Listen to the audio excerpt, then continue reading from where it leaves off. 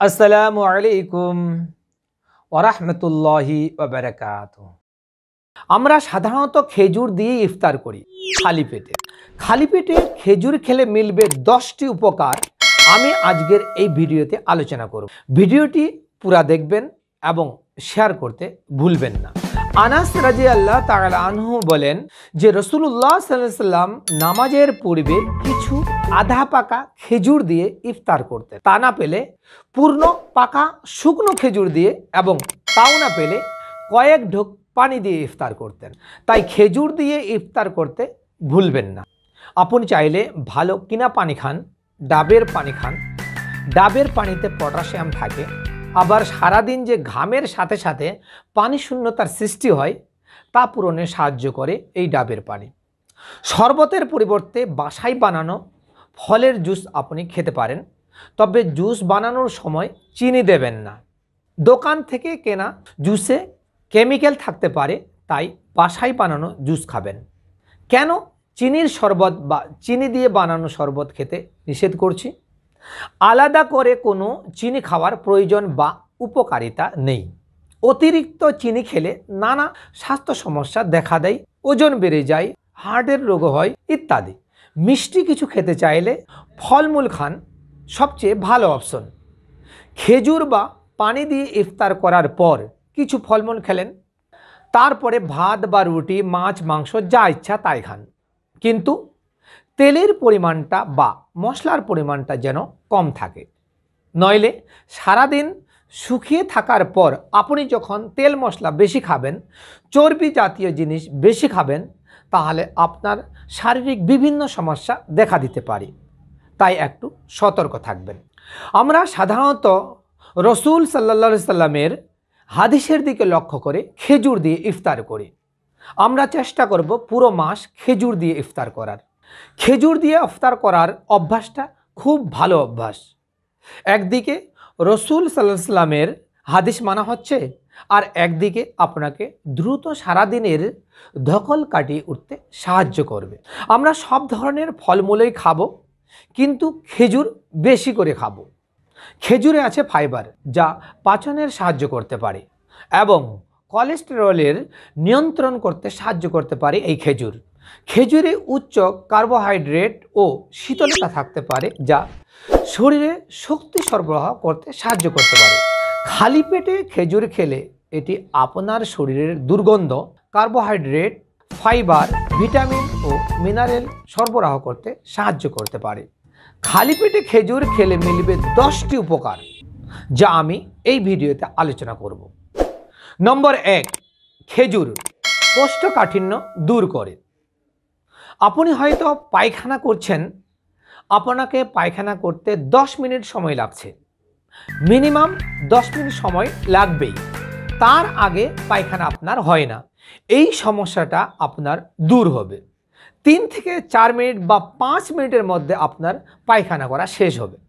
নম্বর 2, খেজুর আপনার মস্তিষ্ক সচল রাখে। মস্তিষ্কের কর্মক্ষমতা বেড়ে যায়। কথায় আছে, অলস মস্তিষ্ক শয়তানের কারখানা। খেজুর খেলে আপনার আলসি বা অলসতা দূর করবে, শরীরে এনার্জি বা শক্তি বাড়িয়ে দেবে। নম্বর 3, আপনার ওজন নিয়ন্ত্রণে থাকবে, অর্থাৎ বয়স আর হাইট অনুযায়ী যতটা ওজন থাকা দরকার ততটা থাকবে। নম্বর 4, রক্তে হিমোগ্লোবিন বাড়ায় এই খেজুর। হিমোগ্লোবিনের মূল কাজ হলো দেহের প্রতি অংশে প্রয়োজনীয় অক্সিজেন রক্তের মাধ্যমে পৌঁছে দেওয়া। রক্তে হিমোগ্লোবিনের পরিমাণ কমে গেলে অ্যানিমিয়া সহ বিভিন্ন শারীরিক সমস্যা যেমন মাথা ব্যথা, শ্বাসকষ্ট, দুর্বলতা, ক্ষুধামন্দা ইত্যাদি দেখা দিতে পারে। এই সব সমস্যা থেকে বাঁচাবে এই খেজুর। নম্বর 5, ত্বককে টান টান করে। মুখের চামড়া কুঁচকে যায়, শরীরের চামড়া কুঁচকে যায়, ঝুলে যায়, হাতের চামড়া কুঁচকে যায়। দেখলে মনে হয় লোকটার কত যেন বয়স হয়ে গেছে, অথচ বয়স তেমন না, অল্প বয়সে তা দেখা যাচ্ছে। খেজুর খেলে এমনটা দেখাবে না। আপনার শরীরের ত্বক থাকবে টাইট, যেমন যুবক যুবতীদের মতো। নম্বর 6, হার্টের সমস্যা দূর করে। ইদানিং হার্টের সমস্যা নিয়ে যারা হাসপাতালে ভর্তি হচ্ছেন তাদের অনেকেরই কম বয়সী, জিনগত কারণে বা জন্মগতভাবে হার্টের অসুখ রয়েছে এমন মানুষ ছাড়া তাদের পরে কোনো কারণে হার্টের অসুখ ধরছে, তাদের মধ্যে একটা বড় অংশ জুড়ে রয়েছে 20 থেকে 40 এর মধ্যে তরুণীরা। এই খেজুর আপনাকে হার্টের সমস্যা থেকে দূরে রাখবে। নম্বর 7, এই খেজুর আপনার খুসখুসে কাশি দূর করবে। যাদের খুসখুসে কাশি হয় তারা 2-4টা খেজুর 1 গ্লাস পানিতে সারা রাত ভিজিয়ে রাখুন, ঘুম থেকে উঠে সেহরি করুন, তারপরে যতটা পানি পান করার ইচ্ছা পান করুন, শেষে খেজুরের পানিটাও পান করুন। এইভাবে কয়েকদিন খেজুরের পানি পান করুন, দেখবেন ইনশাআল্লাহ আপনার খুসখুসি কাশি দূর হয়ে গেছে, খুসখুসি কাশি আর নাই। নম্বর 8, এই খেজুর গর্ভবতী নারীদের জন্য উপকারী।